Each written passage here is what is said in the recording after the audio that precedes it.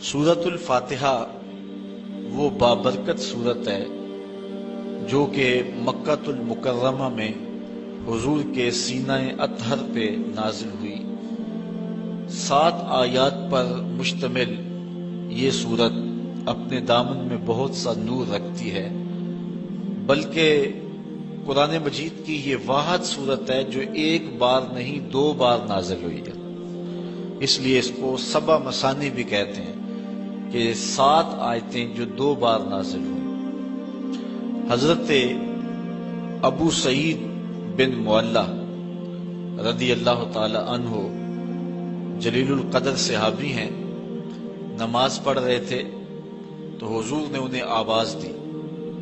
چونکہ وہ نماز میں مشغول تھے تو تھوڑی دیر کے بعد پہنچے۔ حضرت امام بخاری نے اپنی سند کے ساتھ اس روایت کو لکھا ہے۔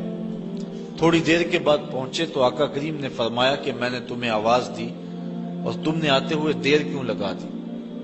تو حضرت ابو سعید بن معلہ عرض کرنے لگے، حضور میں نماز پڑھ رہا تھا۔ تو آقا کریم علیہ السلام نے ارشاد فرمایا کہ تو نے اللہ کا کلام نہیں سنا؟ یا ایھا الذین آمنوا استجیبوا للہ وللرسول اذا دعاکم، اے ایمان والو جب تمہیں اللہ اور اس کا رسول پکارے تو ان کی پکار پہ لبیک کہا کرو۔ یہ سورہ انفال کی آیت نمبر 24 ہے، اور حکم ہے اہل ایمان کو کہ جب حضور آواز دیں تو تم نماز بھی پڑھ رہے ہو، نماز چھوڑ کے نبی کی پکار پہ لبیک کہتے ہوئے حاضر ہو جایا کرو۔ اور پھر صحابہ اس واقعہ کے بعد حاضر ہوتے تھے اور آقا کریم جو کام کہتے وہ کام کرتے، اور واپس آتے تو جہاں سے نماز چھوڑی ہوتی وہیں سے نماز شروع کرتے۔ اوروں سے مخاطبہ کریں تو نماز ٹوٹ جاتی ہے، لیکن حضور علیہ السلام سے نہ کلام کرنے سے نماز ٹوٹتی ہے، نہ حضور کی خدمت میں حاضری سے نماز ٹوٹتی ہے۔ آقا کریم علیہ السلام کی خدمت میں نماز کے اندر ہی تو کہا جاتا ہے السلام علیکہ ایھا النبی۔ تو حضرت نبی رحمت صلی اللہ علیہ وآلہ وسلم نے فرمایا، اے ابو سعید بن معلہ، میں تمہیں مسجد کے نکلنے سے قبل ایک ایسی سورت بتاؤں گا جو 2 مرتبہ نازل ہوئی ہے اور جو سبع مثانی ہے۔ تو حضرت سعید بن معلہ کہتے ہیں کہ حضور نے میرا ہاتھ پکڑ لیا۔ جب ہم مسجد سے باہر نکلنے لگے تو میں نے حضور سے عرض کی، حضور آپ نے وعدہ کیا تھا کہ میں مسجد سے باہر نکلنے سے قبل آپ کو وہ سورت بتاؤں گا جس سے افضل سورت قرآن کے دامن میں کوئی اور نہیں ہے۔ تو حضور علیہ الصلوۃ والسلام نے ارشاد فرمایا، الحمدللہ رب العالمین۔ یہ سورت سبع مثانی ہے اور اس سورت سے افضل قرآن مجید کے اندر کوئی سورت نہیں ہے۔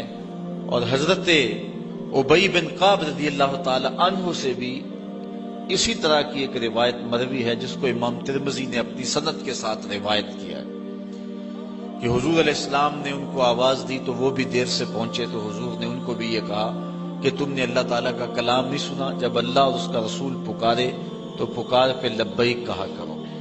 اور پھر حضور نے ان کو فرمایا کہ میں تمہیں ایک ایسی سورت بتاتا ہوں کہ جس جیسی سورت نہ تورات میں ہے، نہ زبور میں ہے، نہ انجیل میں ہے، اور نہ اس جیسی کوئی دوسری سورت قرآن میں بھی ہے۔ تو پھر حضور نے سورۃ الفاتحہ کا بتایا۔ یہ وہ سورت ہے جو ہر روز ہر نمازی ہر نماز کی ہر رکعت میں وقالتاً یا اصالتاً تلاوت کرتا ہے۔ اگر کوئی 5 گانا نماز پڑھنے کی توفیق رکھتا ہے تو وہ دن میں 48 مرتبہ اس سورت کو تلاوت کرتا ہے۔ تو یہ وہ بابرکت سورت، یہ ہمیں کیا پیغام دیتی ہے؟ آج کی نشست میں ہم نے اس پہ مختصر گفتگو آپ کے گوش گزار کرنی ہے۔ قرآن مجید کے اندر کل 114 صورتیں ہیں۔ سورہ توبہ کے علاوہ ہر سورت کے ابتدا میں تسمیہ شریف بسم اللہ الرحمن الرحیم موجود ہے، جو احناف کے نزدیک 2 سورتوں کے فاصلے کے لیے لایا گیا ہے، جبکہ سورہ نمل میں بسم اللہ الرحمن الرحیم یہ جزو قرآن ہے۔ باقی مقامات پر صورتوں کے مابین فاصلے کے لیے اور فرق کرنے کے لیے تسمیہ کو لکھا جاتا ہے اور حصول برکت کے لیے۔ اور دوسرا حضور علیہ السلام کا فرمان بھی ہے کہ ہر کام کرنے سے قبل بسم اللہ شریف کی تلاوت کا جو حکم دیا حضور نے، تو اس کی تکمیل کے لیے ہر صورت سے قبل بسم اللہ شریف کی تلاوت کی جاتی ہے۔ اسی لیے احناف نماز کے اندر تسمیہ کو سرن پڑھتے ہیں، جہرن نہیں پڑھتے، اس لیے کہ یہ جزو صورت نہیں ہے۔ یہ اللہ کے بابرکت نام سے سورت کا آغاز ہو رہا ہے اور اس کی حمد بولنے کے حکم نامے سے اس سورت کے مضامین شروع ہو رہے ہیں۔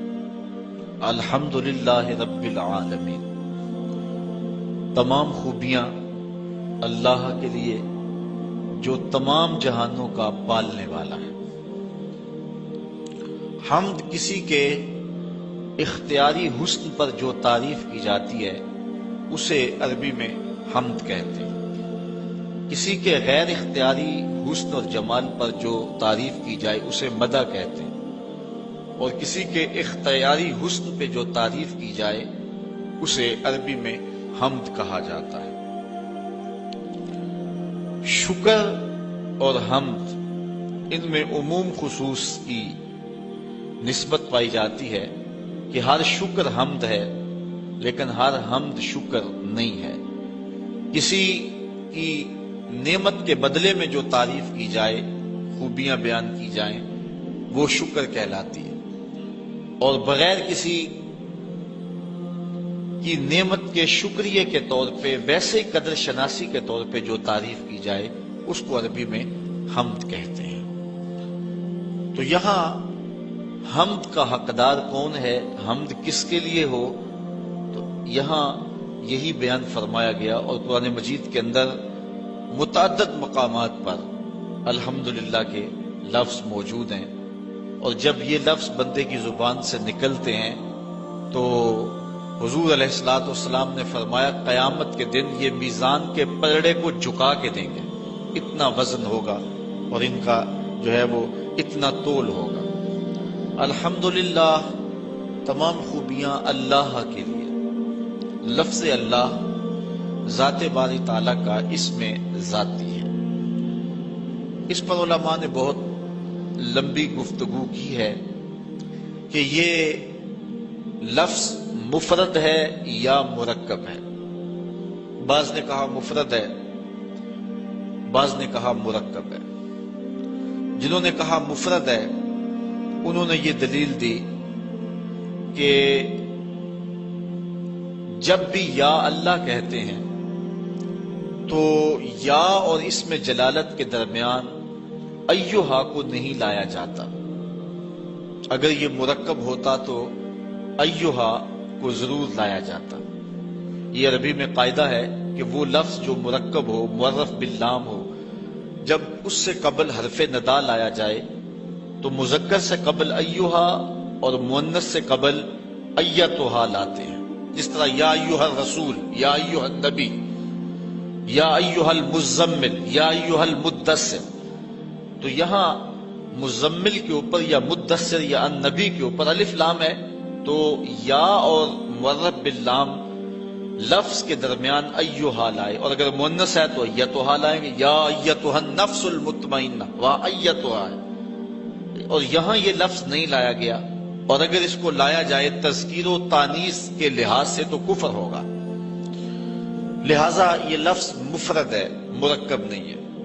اور جو لوگ اس کو مرکب مانتے ہیں وہ کہتے ہیں کہ یہ الہن کے اوپر الف لام لگایا گیا اور پھر جو ہے وہ ایک الف کو گرایا گیا، الہ تھا تو ایک الف کو گرا دیا گیا تو اللہ بن گیا۔ لیکن ان کی دلیل یہ ہے کہ آپ نے دیکھا ہے کہ کبھی بھی لفظ اللہ کے اوپر تنوین نہیں آتی، یعنی اللہن نہیں آتا، جبکہ جو مفرد لفظ ہوتا ہے جب وہ پڑھا جائے تو اس کے اوپر تنوین آتی ہے، زیدن، زیدن، زیدن، مختلف صورتوں میں، لیکن لفظ اللہ کے اوپر کبھی بھی تنوین نہیں آتی۔ اور تنوین کے لیے معنی کیا چیز ہے؟ وہ کہتے ہیں الف لام معنی ہے، کیونکہ جس لفظ کے اوپر الف لام آ جائے اس کے اوپر تنوین نہیں آتی، لہذا یہ معرف باللام ہے اور اس وجہ سے اس کے اوپر تنوین نہیں آتی۔ اگر یہ بات ہے تو پھر اگر معرف باللام ہے تو پھر یا اور حرف جو منادہ ہے ان دونوں کے درمیان میں ایہا کیوں نہیں لائے؟ اور دوسری بات، اگر یہ مفرد ہے تو پھر دلیل یہ ہے کہ اس کے اوپر تنوین کیوں نہیں آتی؟ تو جس طرح اللہ کی ذات سمجھ میں نہیں آتی، اس کا اسم بھی سمجھ کی حدود سے بڑا ہے۔ سیبویہ نے مرنے کے بعد کسی کو خواب میں اس کو دیکھا، اس سے ملاقات ہوئی، اس نے کہا کہ بتا تیرا حال مرنے کے بعد کیا ہوا؟ تو سیبویہ نے جو جواب دیا، میں یہ تھوڑی سی بحث کی ہے اس لفظ کے اوپر، وہ اسی لیے کی کہ سیبویہ نے جو جواب دیا ہم بھی اس کے مستحق ہو جائیں، ورنہ یہ مشکل بحث تھی، لیکن میں نے اس کے باوجود اس بحث کو چھیڑا اور دو چار باتیں اس پہ کر دی۔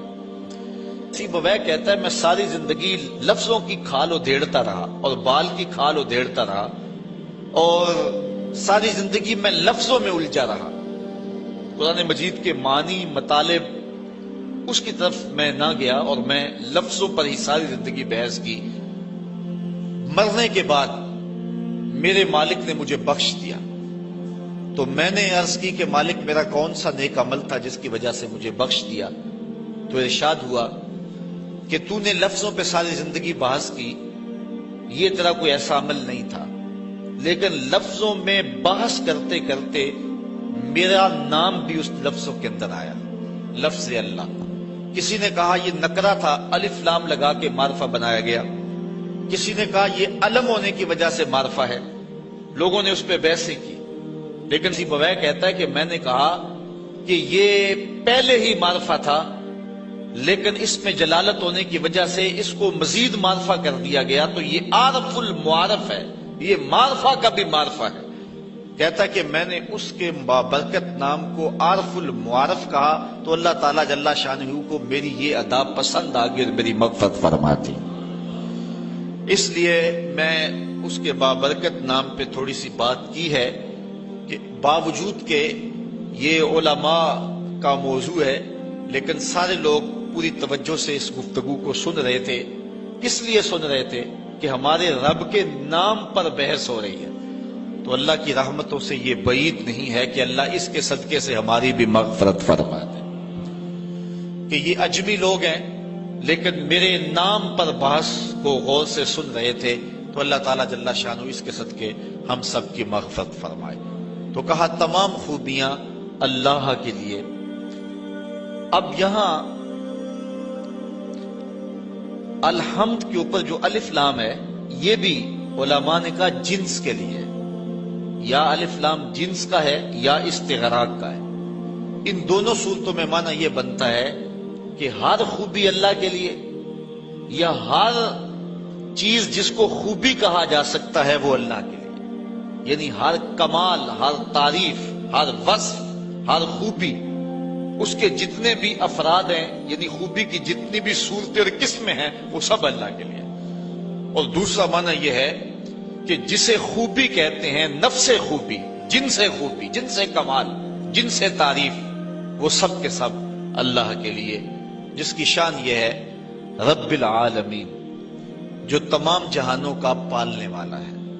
کسی چیز کو اس کی استعداد ذاتیہ کے مطابق درجہ بدرجہ مرتبہ کمال تک پہنچانا ربوبیت کہلاتا ہے، یعنی جو اس کی فطری لیاقت اور استعداد ہے، جو اس کی طبع میں رکھی گئی ہے۔ کبھی ایسا نہیں ہوا کہ آپ نے ایک مرغی کو بہت سارا دانہ ڈالا ہو اور وہ بڑھتے بڑھتے اونٹ جتنی ہو گئی ہو، اور کبھی ایسا نہیں ہوا کہ ایک اونٹ کو چارہ کم ملا ہو اور وہ کمزوری کی وجہ سے مرغی کی مقدار کو پہنچ گیا ہو، ایسے نہیں ہوتا۔ کبھی ایسے نہیں ہوا کہ آپ نے بہت زیادہ کھاد ڈالی اور ایک چھوٹا سا پودا گلاب کا وہ برگد کا درخت بن گیا ہو اور اتنا بڑا ہو گیا ہو، اور کبھی ایسا نہیں ہوا کہ ایک برگد کے پودے کو مناسب نمی اور نشو و نما اور اس کو پانی نصیب نہ ہوا ہو تو وہ بالکل چھوٹا رہ گیا ہو. جو جس کی استعداد ذاتیہ ہے اس کے مطابق ہی اس کی تربیت کی جاتی ہے. مرد کی تربیت مردانہ شان کے مطابق اور عورت کی تربیت اس کے مطابق. اس طرح جانور کی تربیت، درختوں کی تربیت، ہر شے کی جو استعداد ذاتیہ ہے اس کے مطابق تربیت کرنا، جو اس کی ضرورت ہے وہ اس کو بہم پہنچانا، اس کو ربوبیت کہتے ہیں. ایک بچہ پیدا ہوتا ہے، اس کا معدہ اتنا کمزور ہوتا ہے کہ وہ کوئی غذا برداشت نہیں کر سکتا، تو اللہ تعالیٰ جل شانہ نے اس کی اس عمر کے لیے ماں کی چھاتیوں کے اندر متوازن غذا دودھ کی صورت میں رکھی ہے. یہ اس کی ربوبیت کی شان ہے. اور آپ دیکھتے ہیں کہ بچہ ہر شے آ کے سیکھتا ہے. اس نے بولنا کیسے ہے، چلنا کیسے ہے، سمجھنا، یہ ساری چیزیں وہ دنیا پہ آ کے سیکھتا ہے. لیکن دودھ ماں کی چھاتی سے کشید کیسے کرنا ہے یہ بچہ سیکھ کر کے آتا ہے. یہ اللہ تعالیٰ جل شانہ اس کو جو ہے وہ پڑھا کر کے، اس کو سکھا کر کے بھیجتا ہے. قرآن مجید میں ایک مقام پہ فرمایا وَهَدَيْنَاهُ النَّجْدَيْنِ، ہم نے اس کو دونوں گھاٹیاں دکھا دی. اور اس سے مفسرین فرماتے ہیں ماں کی چھاتیاں مراد ہیں کہ بچہ سیکھ کر کے آتا ہے. بطخ کے بچے کو تیرنا پہلے ہی آتا ہے، وہ دنیا پہ آ کر نہیں سیکھتا. اور مرغی کا بچہ جو ہے اس کے وظائف الگ ہے، وہ پانی میں نہیں جا سکتا ہے، تو اس کو اس کے مطابق تربیت دی. اور بطخ کے بچے کے پاؤں اس طرح چوڑے رکھے جس سے وہ پانی کو پیچھے دھکیل سکے. یہ اس کی استعداد ذاتیہ کے مطابق اس کی تربیت کی. جس کو چارہ چاہیے اس کو چارہ بہم پہنچایا، جس کو کھانا چاہیے اس کو کھانا بہم پہنچایا، جس کو دودھ چاہیے اس کو دودھ بہم پہنچایا. ایک پرندہ ہے جسے ہنس کہتے ہیں، وہ سچے موتی کھاتا ہے. آپ اگر جائیں نا پنساری کی دکان پہ اور اس کو کہو کہ مجھے 2-4 تولے دے دے، تو ہو سکتا ہے سیالکوٹ سے ملے ہی نہ، گجرانوالا سے بھی نہ ملے. جو بالکل سچے جو ہے وہ موتی ہیں وہ عدم دستیاب ملے ہی نہ آپ کو. اور اگر وہ ملے بھی تو ہزاروں روپے تولے کے حساب سے ملیں گے. لیکن ہنس نامی پرندہ روز پیٹ بھر کے کھاتا ہے اور اللہ تعالیٰ اس کو روز مہیا فرماتا ہے. یہ اس کی شان ربوبیت ہے. یہ تو لوگ الجھ گئے ہیں، وہ توکل چھوڑ گئے ہوئے ہیں. وہ سمجھتے ہیں کہ شاید ہم اپنے رزق کو ہم نے خود اکٹھا کرنا ہے اور بھول گئے ہوئے ہیں. یہ رب کی ذمہ داری ہے، یہ اس کی شان ربوبیت ہے. جس کو جو چاہیے اس کو وہ بہم پہنچاتا ہے. ہمیں صرف اتنی ڈیوٹی ہے کہ ہم اسباب کی تلاش کریں، اس کے بعد جو کچھ ہے اس کے کرم پہ چھوڑ دیں. لیکن جو اس نے لکھا ہے اگر ہم فرض کرو اسباب بھی چھوڑ دیں پھر بھی جو قسمت میں ہے وہ مل کے رہے گا. حضرت شیخ سعدی شیرازی نے یہاں بڑی خوبصورت بات کی. آپ فرماتے ہیں کہ ایک شخص جا رہا تھا جنگل میں، اس نے ایک لومڑی کو دیکھا کہ جس کے پاؤں بھی نہیں ہے، ہاتھ بھی نہیں ہے. تو اس نے کہا کہ اس کو رزق کیسے ملتا ہوگا. ساتھ ہی ایک درخت کے اوپر بیٹھ گیا. ایک شیر آیا، اس نے شکار کیا اور اس نے شکار کھایا اور پس خوردہ چھوڑ کے چلا گیا. یہ لومڑی رینگتی رینگتی پہنچی اور پہنچ کر کے اس نے جو ہے وہ بچا کھچا کھایا اور اپنا پیٹ بھر لیا. یہ جا کے ایک غار میں بیٹھ گیا کہ جب لومڑی کو جس کے ہاتھ بھی نہیں ہے، پاؤں بھی نہیں ہے، اللہ تعالیٰ نے اس کے رزق کا وسیلہ بھی قائم کر دیا، تو جو میری قسمت کا لکھا ہے وہ بھی مجھے مل جائے گا، تو میں محنت کیوں کرتا پھرتا ہوں. تو وہ جا کے ایک غار میں بیٹھ گیا. ایک آدھا وقت تو فاقہ کاٹا. جب بھوک سے نڈال ہوا تو آواز آئی ہاتف سے، اے بندے میں تیرا بھی رب ہوں، لیکن لومڑی نہ بن، شیر بن، خود بھی کھا اور اوروں کو بھی کھلا. ہمیں حکم ہے کہ ہم اسباب پر نظر رکھیں، لیکن حقیقی نظر ہماری جو ہے وہ مسبب پر ہونی چاہیے. ہم ایسا نہ ہو کہ رزق کی تلاش میں رازق کو چھوڑ دیں اور ہم اس دنیا کو مقصود بنا لیں. اللہ تعالیٰ نے ان لوگوں کی مذمت کی ہے جن کا اوڑھنا بچھونا دنیا ہے. ارشاد فرمایا کہ جو ہے وہ لوگ الذی جمع مالا وعددہ یحسب ان مالہ اخلدہ کلا لینبذن فی الحطمہ وما ادراک ما الحطمہ نار اللہ الموقدۃ التی تطلع علی الافئدہ. وہ جو مال جمع کرتا رہتا ہے اور گنتا رہتا ہے اور پھر یہ خیال کرتا ہے کہ میرا مال مجھ کو لافانی کر دے گا. اللہ تعالیٰ فرماتا ہے ہم اس کو پکڑ کے بڑی آگ میں ڈالیں گے. اور وہ بڑی آگ کیسی ہے؟ اللہ فرماتا ہے کہ وہ میری جلائی ہوئی آگ ہے اور وہ ایسی سخت آگ ہے کہ جو دل بھی کھا جائے گی، کلیجے بھی چاٹ جائے گی. تو اس آگ میں ہم اس بدبخت کو ڈالیں گے جو رزق کی تلاش میں رازق کو بھول گیا ہوا ہے، اور جس نے رزق کو مقصود اور قبلہ جان سمجھ لیا ہے. اور آج ہماری پریشانیاں، ہمارے دکھ اور اذیتیں یہ ہے کہ ہم بھول گئے ہیں، ہمارا توکل کمزور ہو گیا. اگر اللہ پہ توکل پختہ ہو تو کوئی مسئلہ نہیں. وہ رب العالمین ہے، تمام مخلوقات کا رب ہے. یہاں رب کا لفظ جو ہے وہ واحد ہے، عالمین جمع ہے. عالم کہتے ہیں ما سوی اللہ، اللہ کے علاوہ جو کچھ ہے وہ عالم ہے. اور ایک عالم کا رب نہیں ہے، تمام عالمین کا رب ہے. پرندوں کا بھی رب وہی ہے، درندوں کا رب بھی وہی ہے، چوپایوں کا رب بھی وہی ہے، چڑیوں کا رب بھی وہی ہے. جو پانی میں تیرنے والے، زمین پہ رینگنے والے، ہواؤں میں اڑنے والے، حتیٰ کہ آگ کے اندر پرورش پانے والے، اور انسانوں، جانوروں، حیوانوں، بہائم، ہر ایک کا رب وہی ہے. تمام کائنات کو برابر دے رہا ہے. کوئی مانتا اسے بھی دے رہا ہے، اور جو نہیں مانتا اسے بھی دے رہا ہے. یہاں وہ رب المسلمین نہیں کہا کہ مسلمانوں کا رب ہے، یہ بھی نہیں کہا کہ انسانوں کا رب ہے، یہ بھی نہیں کہا کہ فرما برداروں اور متیوں کا رب ہے. کہا وہ تمام عالم کا رب ہے. کائنات کی ہر شے کا رب وہی ایک اللہ ہے، جو کہ تمام تعریفوں کا حقدار ہے، اور تمام مدح و ستائش اور حمد و توصیف جس کے لائق ہے. وہ ایک سب کا خالق ہے، اور سب کا رازق ہے، اور سب کا رب ہے. اور اسی کو زیبا ہے کہ وہ سب کو رزق دے. ماننے والوں کو بھی دے رہا ہے، نہ ماننے والوں کو بھی دے رہا ہے. جو نہیں مانتے ان کو بھی دے رہا ہے، بلکہ ان کو زیادہ دے رہا ہے. بلکہ ایک حدیث میں آتا ہے کہ اگر مسلمانوں کی دل شکنی کا لحاظ اور خیال نہ ہو تو کافروں کے گھروں کی سیڑھیاں جو ہیں وہ سونے چاندی کی بنا ڈالو، اتنا ان کو دو. لیکن یہ کہیں گے ہمیں تو زیادہ ہی رگڑ دیا گیا.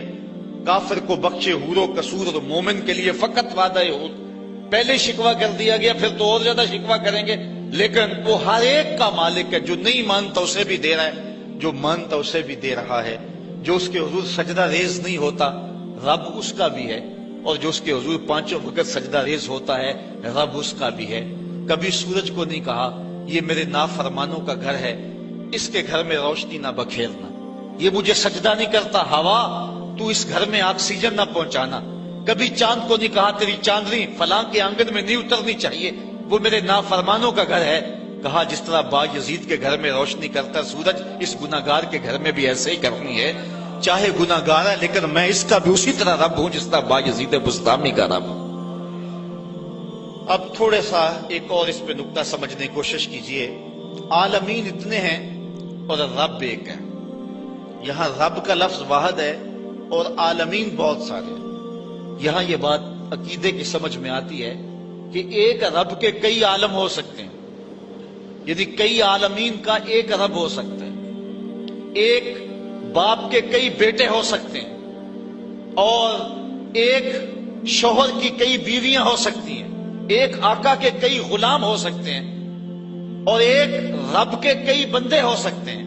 لیکن ایک بندے کے کئی رب نہیں ہو سکتے، ایک بیوی کے کئی شوہر نہیں ہو سکتے، اور ایک غلام کے کئی آقا نہیں ہو سکتے ہیں. یہ شان ہے کیونکہ ایک رب کے کئی مملوک اور کئی مربوب ہو سکتے ہیں، وہ سب پر کرم نوازی فرمائے. لیکن ایک مربوب کے کئی رب نہیں ہو سکتے.